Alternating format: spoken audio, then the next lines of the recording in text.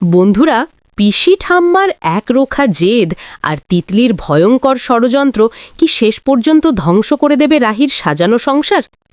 অপমানের আগুনে জ্বলতে থাকা কনক কি শেষ পর্যন্ত রাহিকে এই বাড়ি থেকে বের করে দিয়েই শান্ত হবেন?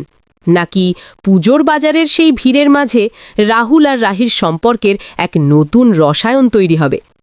আজকের টান টান উত্তেজনাপূর্ণ পর্বের পর আগামী পর্বে ঠিক কী ঘটতে চলেছে, তিতলি কোন নতুন ফাঁদ পেতেছে রাহিকে অপদস্থ করার জন্য, সেই সব নিয়েই হাজির হলাম আজকের দুর্দান্ত এক আপডেট নিয়ে। ভিডিওটি একটুও মিস না করে শেষ পর্যন্ত দেখুন, কারণ আজকের আলোচনায় লুকিয়ে আছে আগামী পর্বের আসল চমক। আজকের পর্বে আমরা দেখলাম পিসি ঠাম্মার একটি সিদ্ধান্তে পুরো বাড়িতে যেন এক আগ্নেয়গিরি বিস্ফোরণ হয়েছে।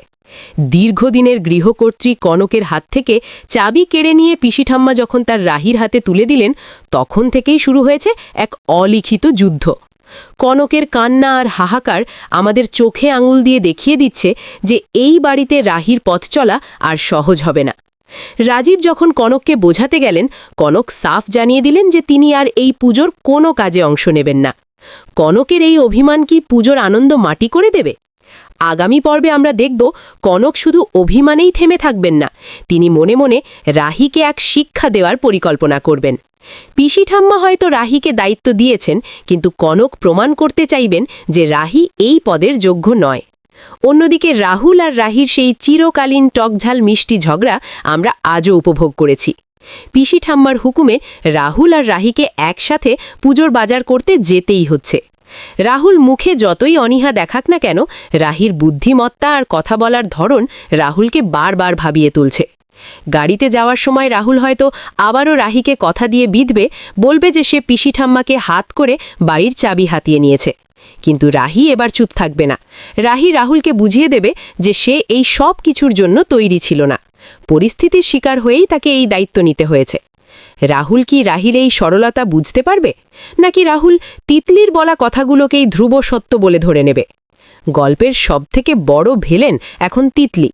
তিতলির প্রতিহিংসা যেন এক বিষাক্ত সাপের মতো ফনা তুলে দাঁড়িয়ে আছে। তিতলি কোনোভাবেই মেনে নিতে পারছে না যে তার বোন রাহি আজ রাহুলের স্ত্রী এবং এই বাড়ির লক্ষ্মী। তিতলি নিজেকে খাঁটি সোনা দাবি করলেও তার অন্তরে যে কতটা কুটিলতা তা আমরা দেখেছি। তিতলি তার মাকে স্পষ্ট বলেছে যে রাহুলকে সে যেভাবেই হোক ছিনিয়ে নেবেই। আগামী পর্বে আমরা এক ধামাকা সিন দেখতে পারি।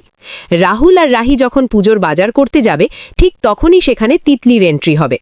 তিতলি পরিকল্পনা করে রাহুলের সামনে এমন এক পরিস্থিতি তৈরি করবে যাতে মনে হয় রাহি যত মষ্টের গোড়া। হয়তো তিতলি কোনো চুরির নাটক করবে বা রাহিকে কোনোভাবে অপদস্থ করবে যাতে রাহুল রাহিকে ভুল বোঝে। পিসি ঠাম্মা কিন্তু তার সিদ্ধান্তে অটল।